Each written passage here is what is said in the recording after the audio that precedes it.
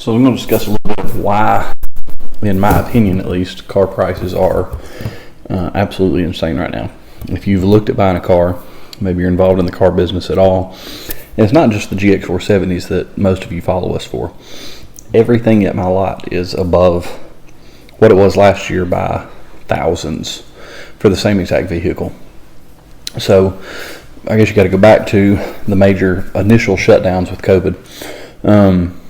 Initially, we saw people stop coming in.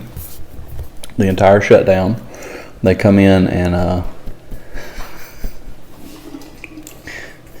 wifey's being silly behind there. Anyway, sorry. The people quit coming in, so you saw a drop in your used car market of sales completely across the board. Enough that a lot of us were pretty worried. Your manufacturing shut down. So your whole supply chain got jacked up right there, in the initial shutdown phase. What was it, March or so? So we slowly start opening back up, appointment only in most places. Here in Alabama, we were able to stay, we could stay at full capacity once the original 2 weeks or whatever was up. So we could go back to full capacity with masks, etc. So people started coming back in. We got a couple of decent months, and but nothing crazy. And what you saw was the original shutdown of the new car sales, and the new car manufacturing trickled into prices starting to raise at the auctions a good bit. Enough so that when once the auctions opened back up, dealers were short on inventory. Dealers were pushing each other higher and higher on the prices at auction, and what you started to see was NADA, Kelley Blue Book, and all of your other car valuation tools started to catch up with what the market was doing, and they started to reflect that current market. Well, that turned into more and more competition at the auction as more and more things started to open back up. The problem there is that those dealers are buying at retail price at auction. When they're buying at retail price at auction, they got to sell that vehicle to somebody. They're not in business to lose money, so they'd find people and banks that would give you 120, 130% of loan to value, what we would call LTV. And most of the banks that I use, they'll do 100%. They'll do, if it's worth on NADA $25,000, they'll loan $25,000 against said vehicle. The problem you run into is when you're overpricing them like that, it has a trickle effect on the rest of the market. And so if we go back to the beginning when the original shutdowns in the manufacturing, that has not caught up yet. So your 2020 models, a lot of them did not get manufactured in time. I know the local Toyota dealership was no less than 60 days behind on getting an order on a Tundra if they could get it at all. And then you come into the new year, which we're in now, 2021, November, December, and January. I don't know if every dealer was like this, but we were nothing. We weren't moving cars. We weren't able to. I could probably almost give the car away, and I couldn't get people to come in. And February hits, and everything changed. So February, March, coming into April have been hot for everybody that I know in the car business. And then once again, you see dealers paying too much, especially for the hot commodity items. Your newer vehicles, newer trucks, four-wheel drive trucks here in the South are a big seller. It's my bread and butter, what I sell the most of. So I like to get those, but so does everybody else. And when you can't get those at a decent price at auction, you can look around. And I'm actually thinking about doing a little series on take some cash out of the bank. We're just going to go ride and find us something to buy from private sellers and just see what we can find that day. It'll be a big surprise for everybody, me included. So my wife does not like that idea. I don't know why. We've done it before. Anyway, sorry. Where was I? Your current prices. Same thing. The manufacturers, there are a lot of parts that are on back order. Manufacturing is not back up to par in a lot of areas, and for a lot of manufacturers, they're still behind. And this world market has absolutely trying to recover, trying to go back to normal, as we say, and is just not able to do it because supplies are behind. Certain metals are behind. Those certain metals translate into some of your processor chips and all of the things that are inside of a car's computer system, the exhaust. I mean, all of these parts are made at different areas and brought to one place to put it together at the main manufacturer. Here in Tuscaloosa, we got the Mercedes plant. There's, I don't know how many other plants around Mercedes that build the parts for them and send them over. If one part of that supply chain is messed up, prices are going to go up because you have lost your supply. So tons of demand, low supply, high prices. And that's what we're seeing in the used market right now. I can't get cars at the auction. I go to the auction, prices are retailing up. If it's a good looking truck, you're going to pay retail price or up. And once again, I'm not sure who these other dealers are selling these cars to, because I'm not going to do that. I just can't. If it's worth 25, it's worth 25. But what I'm seeing is that NADA, Kelley Blue Book, and all these others are catching up as you go. What do I mean? So I bought a truck, I don't know, it was middle of last year. And when I bought it, loan value was about 25. And I got it for a really good deal, got it for a great price. My banker called me when I went to sell it. And he said, Ryan, you do realize this thing is worth like $28,000, right? I said, well, I've already made the man a deal. I'm not going to back out on it now. And he said, man, that is insane. So it jumped $3,000 within a week's time, and the value jumped that high on what I could legitimately ask for the vehicle compared to what the banks are willing to loan against it. And currently, that truck would sell for what I sold it for and then some. Big lift, nice truck, low miles, all that good stuff. It would have gone for some high money. But what I want to do next, I'm fixing to show you some of the prices on cars we sold last year, just to compare to prices that they're going for currently for the same vehicle, similar mileage a year later. I'm going to let you see what I see on some of these auction pages and, you know, just what the difference is. So that's what we're going to hop into, so hang tight. All right, so let's look at a few of these. This one, prime example, 2014 Chevy Silverado. Decent looking truck, and I bought, oh my goodness, that's even worse than I thought it was. Look at the sold price, $25,000 for 20, and this is a, what, 15? With 145,000 miles. That same truck last year wouldn't have even gotten closer. That's a dealer auction. I could look and see exactly what that one's worth, and I'll tag it right here on what this one could be expected to sell for retail. But let's look at, I just saw another one that'd be even a better example of what happened. All right, there we go. This 14 model with 80,000. Do you know what I paid for a truck? Well, not the same color, but the same setup. 4-wheel drive with a lift.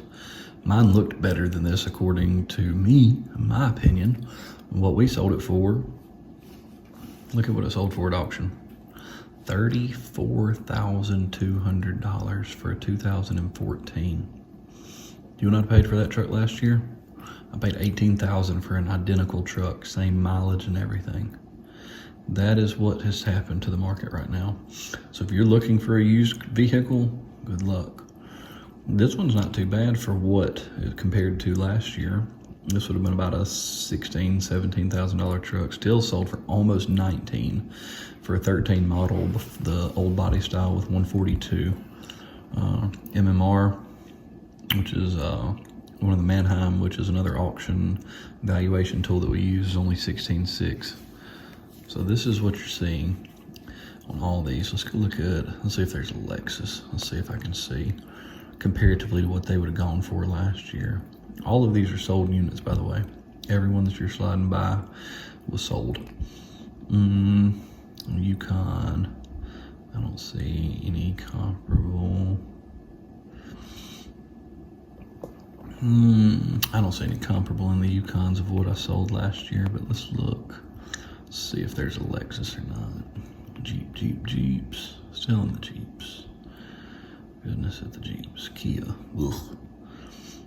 The one vehicle I won't own is a Kia. Hey, I missed a 460 today. That's not bad. 100,000 miles, sold for $27,800. A little high. Oh, I missed two 460s. Man. Anyway, that one's actually a really good price. The mileage wasn't crazy. No 470s. The 350s, they're still high. That's an 08 going for 7 at auction with 142 on it. That's still high. Let's see about the Toyotas. That's more of what I keep the most of anyway. Let's see if we got any 4Runners to deal with. Oop, missed an FJ. What did that thing sell for? Look at that. 07 for 16. The mileage, I can't knock it too bad, but I don't think I'd have paid 16 for it. And then you're going to try and sell it for 17, 18. Some of them will try and sell it for 20 or more. And they might get it. I don't know. I don't see any 4Runners. No, there's one. An 05 with 190 on it. I don't even think it's a 4-wheel drive. It's a sport. 7,200 at auction.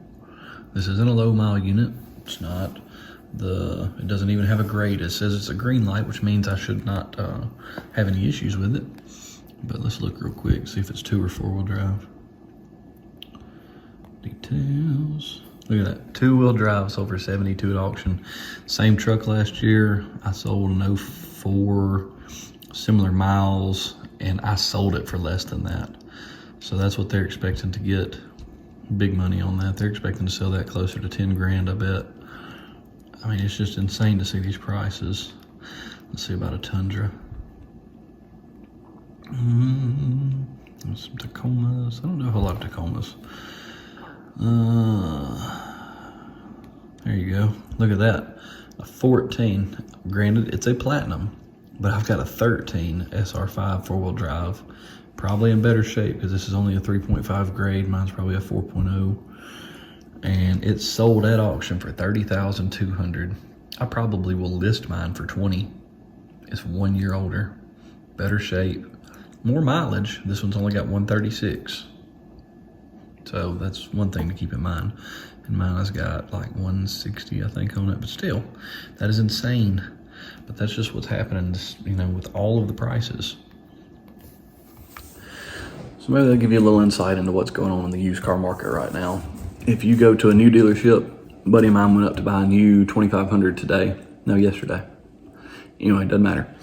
He was hoping to get a couple grand knocked off or something on the truck. They were not going to play ball with that. Usually, new cars, I've never bought new, but a lot of people do.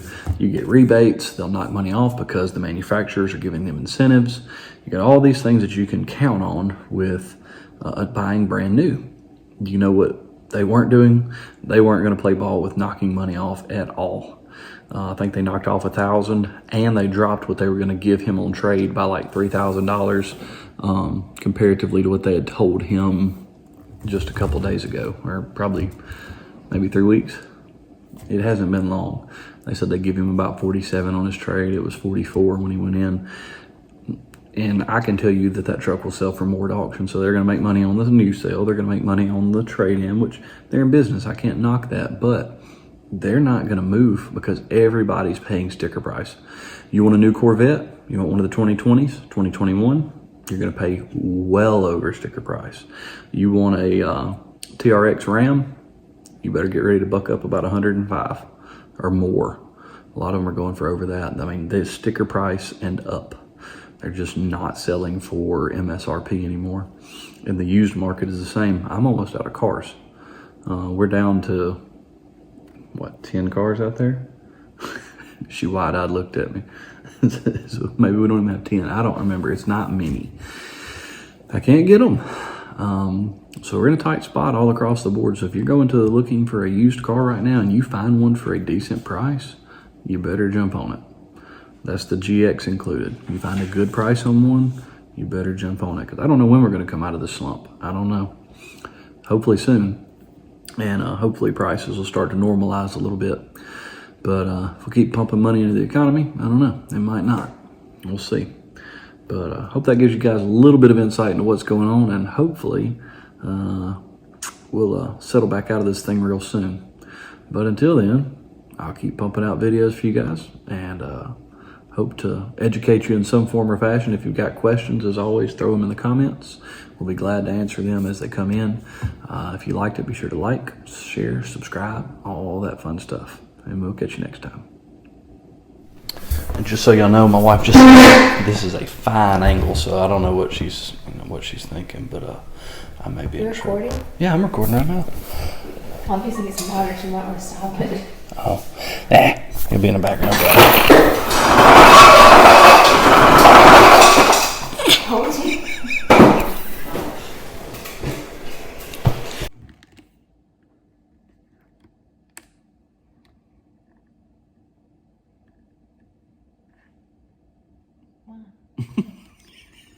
Because I can. Because it bothers you.